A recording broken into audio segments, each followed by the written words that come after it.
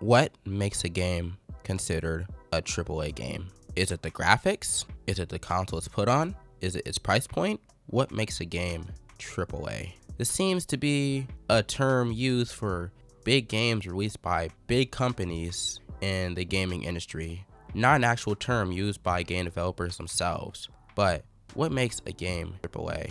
Well, I'm here to answer that for you guys today. And before I get into it, make sure to hit that like button and subscribe and comment if you have any questions or anything you may want to add. I'll be sure to respond. With that being said, let's get right into it. Because usually when I see what makes a game AAA is its price point. Usually the new price point is $70.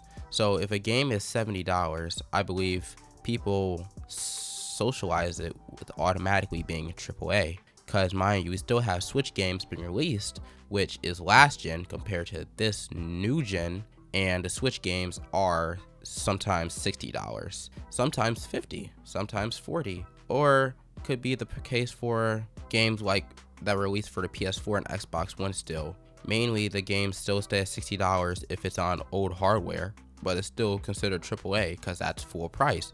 But on newer hardware, like next-gen hardware for the Xbox Series, the PlayStation 5, and PC, we're getting a new price point for $70. And just because it's $70, I believe people choose to associate it with AAA, even if you don't get that much content. I can think of so many games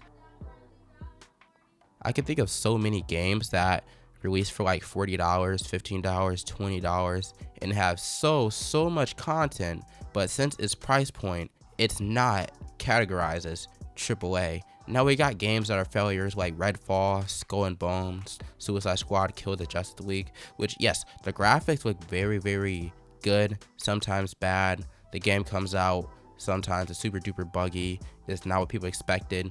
The game is short, and there's a lot of games that release at lower price points that have way better graphics, more content packed into it, like Helldivers 2. This game released for $50, but it's not categorized as AAA because of its price point. Yet the graphics were so good. The game's being shut down now, but people said the game was so fun, it had tons of content and all that stuff. But then you got a game that's $70 that has less than that and could be like a cell shaded anime arena fighter game, and it's still categorized as AAA.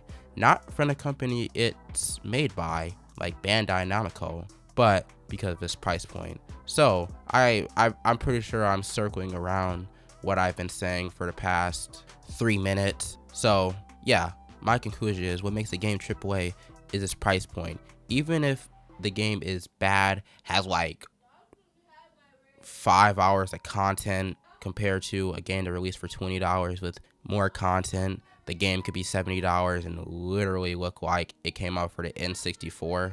But what about games that are releases or remasters that were released for $50 or $40? Is that considered AAA? Well, yeah, it's just released for a lower price tag because, mind you, it's a remake or remaster. But what about Final Fantasy VII? You have 3 parts to that game now that they remade.